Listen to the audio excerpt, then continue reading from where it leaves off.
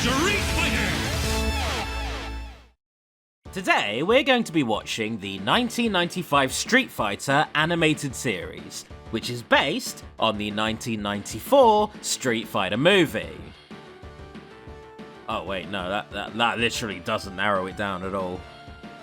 Colonel William Guile, one of the greatest martial artists in the world, travels the global tournament circuit, using it to conceal his top-secret mission as leader of an elite group of international crime fighters known only by their codename, Street Fighter. I don't know how it took me this long to get into this show, but it's finally time to tear into Street Fighter, the animated series.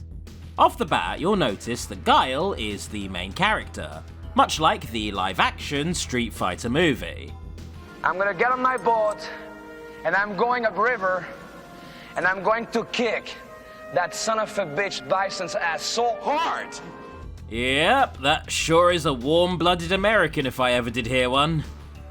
Van Damme's accent aside, I really love the cynical decision to have Guile be the main character for the American adaptations of Street Fighter. Like, a caricature of militaristic American patriotism being used unironically to turn the series into a clumsy G.I. Joe knockoff. Like, could you imagine if other countries followed suit when adapting Street Fighter? It's time for Street Fighter! Follow the splendiferous adventures of Cammy and Dudley, the legendary Killer Bee, and a gentleman who enjoys boxing almost as much as tea and crumpets! This show was produced by Graz Entertainment for Season 1 and Envision Entertainment for Season 2, with both seasons lasting 13 episodes. A whole bunch of out-of-context accounts and YouTube compilations exist, all highlighting this show's stupider moments, but let's see how it stands up against my formats. Apologies up front for all of the iconic moments I'm going to be missing. Starting off, we have Season 1, Episode 1, The Adventure Begins, where Guile pretends to be a lowlife as part of a secret mission. No high-tech bombs to defuse, no terrorist army to stop. This time your enemy is a virus. I hate colds. Yeah! Guile versus COVID! Guile versus COVID! You show those piece of shit variants who's boss. We need you to assemble a Street Fighter team. Find the medics, find out who took them, and why. We'll issue you whatever firepower you want. You know I hate guns. Guns are for wimps. I have to kill fast, and bullets too slow. Ah, damn. Good luck, Colonel. With Ken and Ryu? Thanks.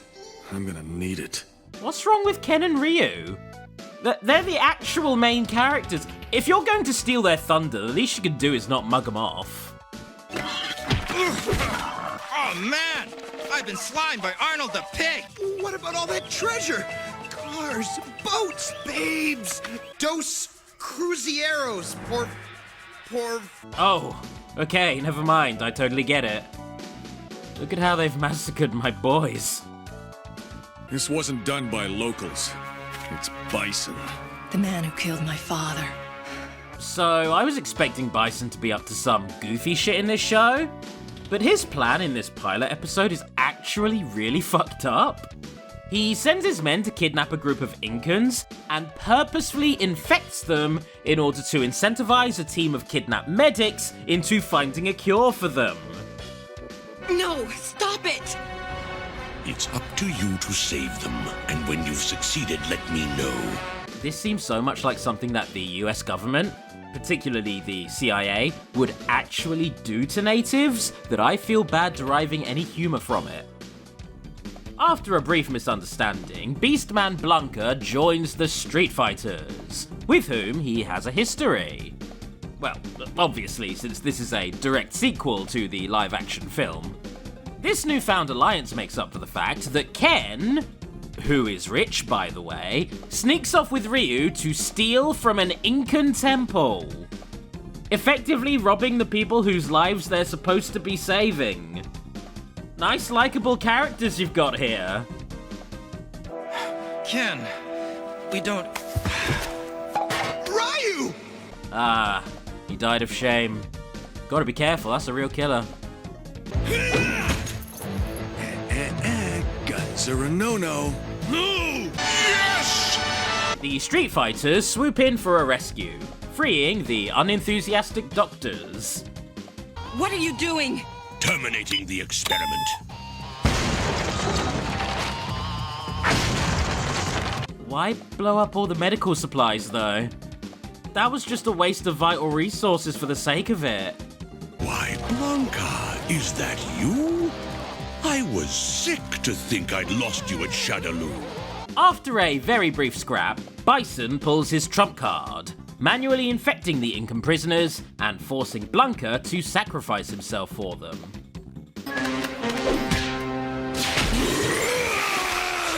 Cindy? Cindy, are you all right? William? But since the court-martial, I feel like I don't know you anymore. Guys, I don't think this is the time for this. Bison's making his escape, Blanca is either dead or well on his way there. Can we maybe put this reconciliation between ex-spouses on the fridge? Bison! Woo! Yeah, it's the meme! We got a meme! And even better... William, no!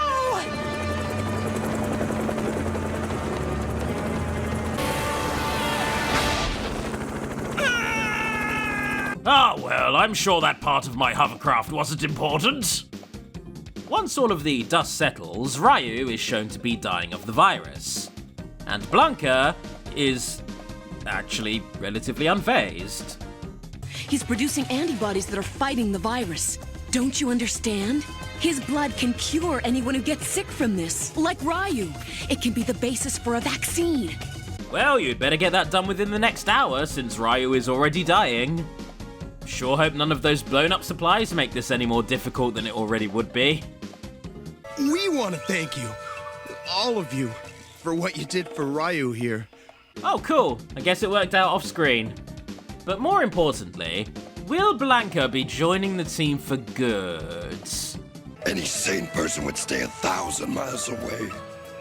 Count me in. All right! Now, about that $30 you owe me from Mindanao. Oh, wait a minute!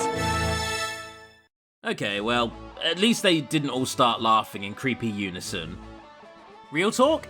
Aside from the horribly bastardized Ken and Ryu, that wasn't entirely terrible.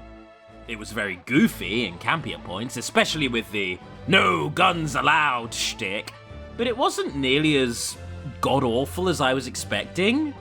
I'd actually argue that it captures some of the so bad it's good vibes from the live-action film it's following up from. Quick! Change the channel! And moving on, we have the opening of Season 2, The Hammer Strikes. This episode sees Guile sparring with his former military buddy, Sawada, a character who debuted in the live-action Street Fighter movie, and was both played by, and named after, the actor who was snubbed to play Ryu, because Capcom really wanted to make this guy a thing. I wonder if they at least got him to voice Sawada in this cartoon. That's Colonel Sawada to you, Guile. Or perhaps you've forgotten, I took over your command at AN. Unlike your sonic booms full of sound and fury, I prefer the silent precision of a samurai sword, the weapon of my honored ancestors. Ugh, okay. White, UK-born, Canadian voice actor. Now, don't get me wrong, I love Michael Dobson. He does some great work, really iconic work. But what the fuck, casting director? You really couldn't find any Japanese person for this.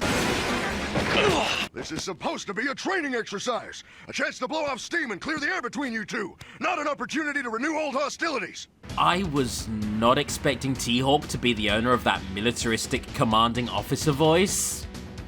At this point, it feels like the casting director chose the voices based on a dartboard covered in world flags. Blanca, what is it? What's wrong?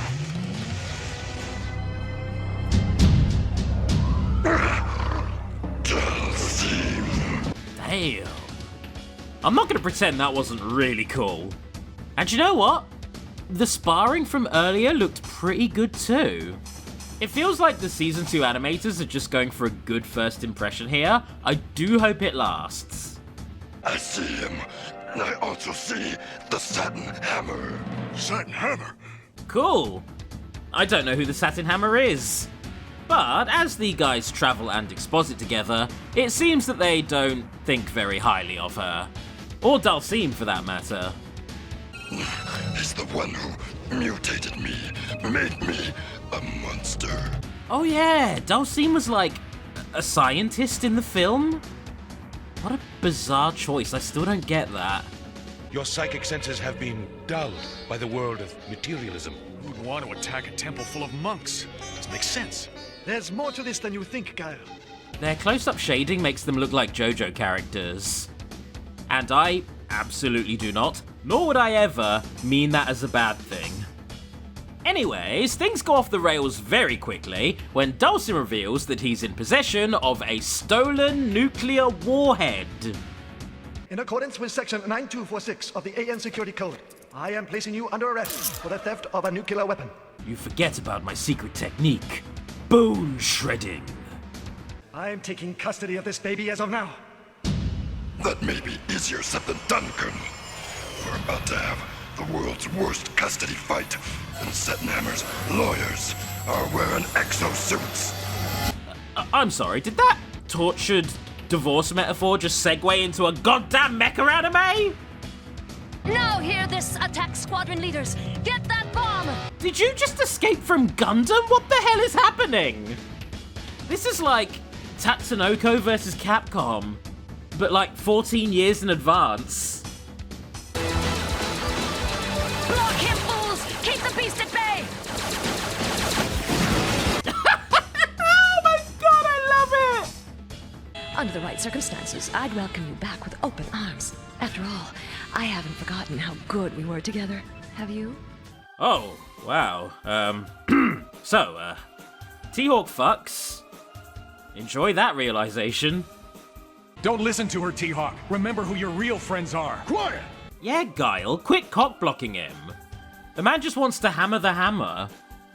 Sonic! No! What are you doing?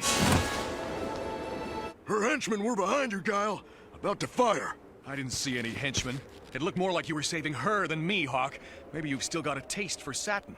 Okay, that one was Guile, not me. Not that I wouldn't mind a taste of satin myself.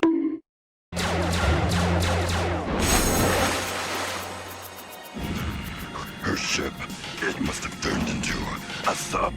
Yeah. And the ship's not the only one. After absconding with the bomb, Satin Hammer heads to a laboratory in California to set it off. And to make matters worse, the Street Fighters are constantly held back by a hesitant T-Hawk, who can't bring himself to take down a former lover. Blanca, however, is able to put a stop to her. Full electrical systems failure, including light support? Impossible. We must surface now. Whew, lucky you didn't set off the nuclear bomb with that, Blanca. That'd have been messy, wouldn't it? I gotta deal with this my way! T-Hawk, so you finally got rid of Guile. I've considered your offer, Hammer. Oh, goody. Come here, T-Hawk. Let me give you a proper greeting. Holy shit, I'm actually getting really invested in this. This doesn't feel like the same show that prompted all of those memes. It's actually... Is the dog still here? Because holy shit, I fucking would! Satin shares her genuinely tragic backstory about how she suffered at the hands of the very scientists that she's targeting. She pleads with T-Hawk to let her take her revenge. And honestly, I really like his firm but fair approach to this. Understand, yes. Condone, no. Despite all I've lost, I can't be so careless about the innocent lives you'll destroy. Doesn't my happiness mean anything to you? I feel sorry for you, for your soul. Unfortunately, it doesn't stick, and a grief-stricken Hammer not only shoots him, but sets the bomb to blow all of them up within 2 minutes. Dulcim has a crisis of faith in response to this, finding himself torn between his newfound spiritualism and his scientific past, the past we saw in the film. And despite being the person most hurt by it, Blanca encourages Dulcim to embrace his past and disarm the goddamn warheads, making this the second instance of Dulcim being reimagined in a bizarre fashion and actually sticking the landing. Props to Dulcim, you can't get this guy wrong apparently. Set and Hammer, she's the one who really should pay, but she's gone. Wait, when, how, and where? You're all in a submarine together, how could she possibly have left? She shot me. I can't believe she shot me. Tried to blow you up with an A-bomb, too. So, you over her yet? Okay, dick. I was actually rooting for T-Hawk there. God forbid we try for a peaceful conflict resolution once in a while. With VidAMs, I'm often blindsided by racist stereotypes, unexpected horniness, and deceptively high quality in shows that I thought were garbage. But never all three at once, in one episode of a show. Anyways, before we move on to the final episode, this cartoon was known for crossing Street Fighter over with other Capcom properties. The most well-known of these crossovers being the penultimate episode, Final Fights. Final Fight is a series which is already very much intertwined with Street Fighter, with Guy, Cody, Poison, and Hugo being staples of both series at this point. So this should work pretty well. What do you mean he closed down the operation? Hagar won't get away with this. Metro City is mine. As with the original game, we begin with Belga sending the Mad Gear to kidnap Jessica, the mayor's daughter and Cody's girlfriend.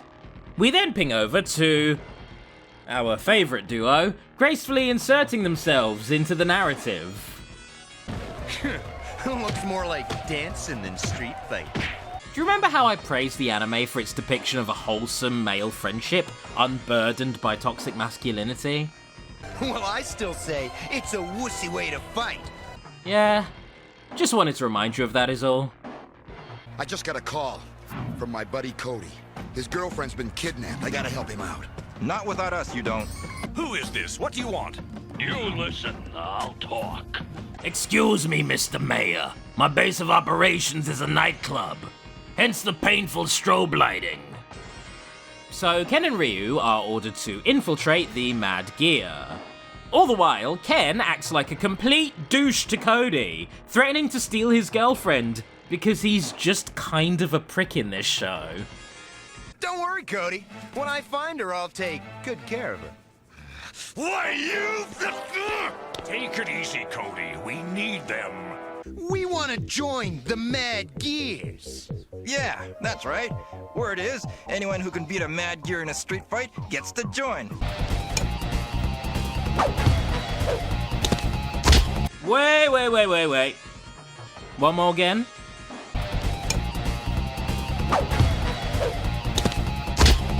Mwah. Perfect. Oh my god, he's choking! Ken, quick! Dislodge the food! Beating a couple of my boys in a street fight just gives you the opportunity to take the final test. After double teaming Saddam, who, fun fact, is canonically a huge weeb and would be honored to fight two Japanese guys, Ryu and Ken are welcomed into the Mad Gears. This allows the actual protagonists of Final Fight to finally get involved with their own story.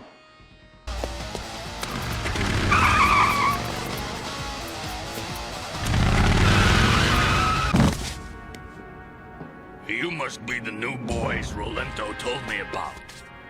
So Belga introduces himself to who he assumes are his new recruits. All the while, Jessica is bound and gagged. And since he distrusts Ken that much, Firebrand Cody decides that this is the time to strike.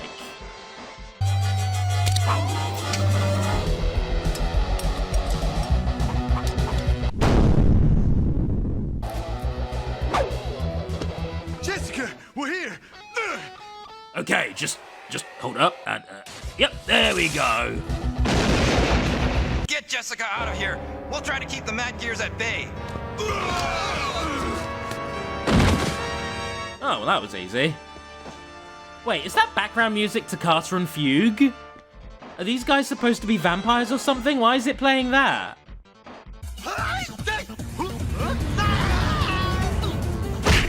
That was the most clumsy, accidental-looking Tatsumaki Senpukyaku I've ever seen. And I somehow said that right on my first try. That's the kind of spinning kick I'd expect from Dan, not Ryu. It's only a matter of time until you're all fried!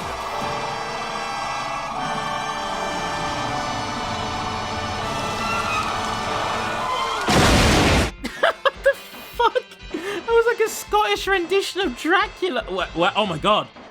I've heard that before. To dust, which should be any moment now. Yes! Yes! Belga tries holding Jessica hostage and even assassinating Mayor Hagar. But he fails at both and Cody promptly defenestrates him.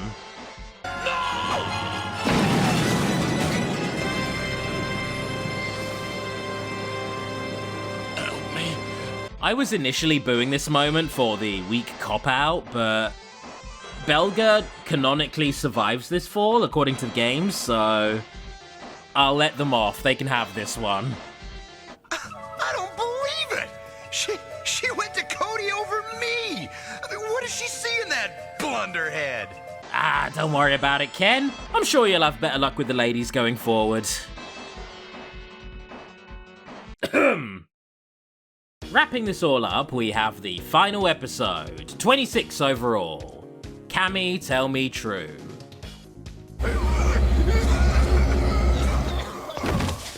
I knew it'd be a gas getting back at my old alma mater, MI5. Back when they were building this great bloody hole in the ground, I warned them. That can't be a real British accent. It sounds, like, off. Like, it sounds oceanic to me. I'm sorry, let me just, Yep, Canadian voice actress. I fucking knew it. I knew something was slightly off there. Penetrated by a daring young operative who's gone over to the other side. Oh, God, it's weird. Like, you know, props to her, she's having a good whack at it, but to a British ear, it's right in the uncanny valley. This is actually setting off my flight or fight, listening to this. I believed you, Cammy.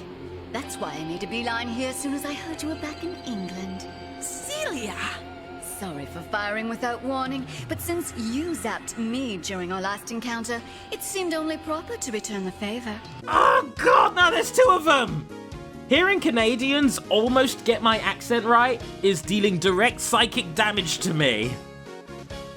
You've always relied much too much on your precious little pistol, Seal. A potentially fatal error on your part. Okay, you completely lost it there. That was an all-expenses-paid trip to Australia right there. Unfortunately, Cammy escapes with MI5's launch codes, making it a real uphill battle for Guile when he tries vouching for her. Cammy's been brainwashed. She's not... Don't delude yourself. Whatever Cammy meant to either of us in the past is over. Well done, dear girl. You and Zangief are the only ones I can trust these days. Oh yeah. I always forget that Zangief was mischaracterized as a villain by older Western adaptations of Street Fighter. And also Wreck-It Ralph. I mean, this was back when Russian nationalism was his whole thing, so... yeah, you know what? I get it in retrospect. I'm glad they've turned down that part of his character. Kali doesn't want me to rule this small sand planet. Kali wants me to destroy it. Much like the last episode, I had to look this up. Bison is referring to the Hindu goddess of death, time, and change. It's funny that both of the animated Bisons I've discussed thus far have worshipped some form of deity. Especially when you consider that the one from the games just considers himself to be a god. Cammy, poor thing. How could even Bison do this? Jesus Christ! I didn't edit that.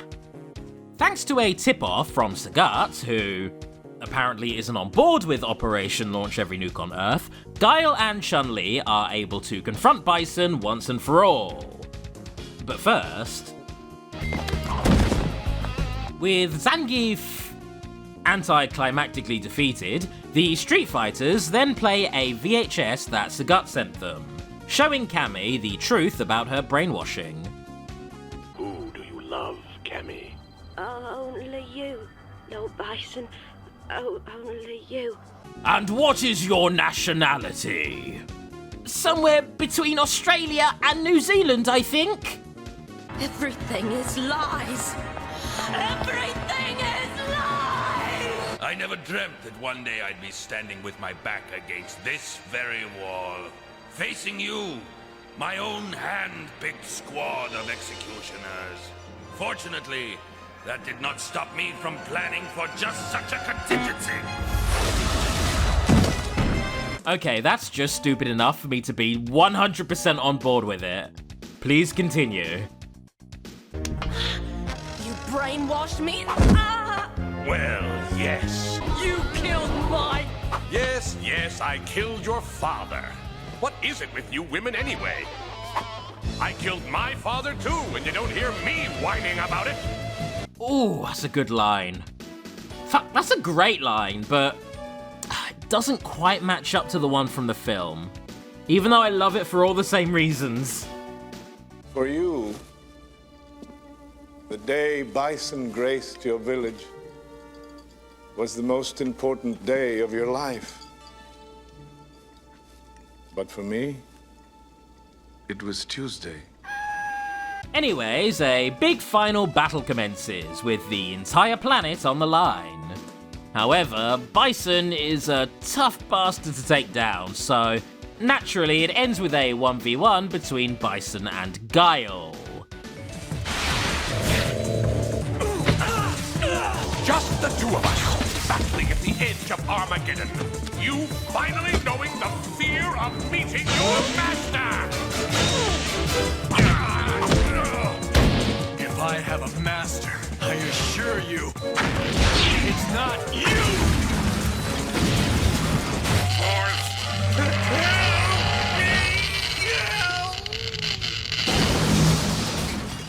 Wow. Usually 90s kids shows do the whole, I'll get you next time, but dang, they just got him. Bison just fucking died. I'm gonna give them points for committing to that. Even if I'm not too sure about him being eaten alive by Windows 98. Not sure what that's about.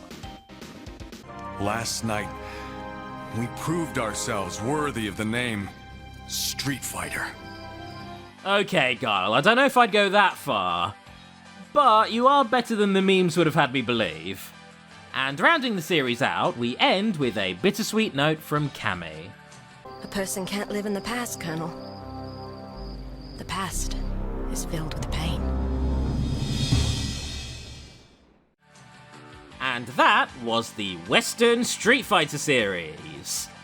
I came into this with so much apprehension, but it wasn't all that bad. In all honesty, I think this is just harmless 90s action schlock. And if you have nostalgia for it, I get it. That's pretty valid to me. I think you're valid there. And that's something you won't hear from anyone else on the internet. Live it up. Enjoy. So with that, I'd like to thank my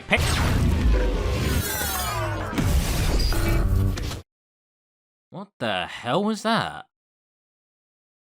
So, with that, I'd like to thank my patrons. Anonymous, Cassie Belmont, Dan Brown, Fitzwilliam Ramsbottom, Pixel Pusher, Ravi Poodle, Shameboy, Thomas Walker, and Tomb Pirate.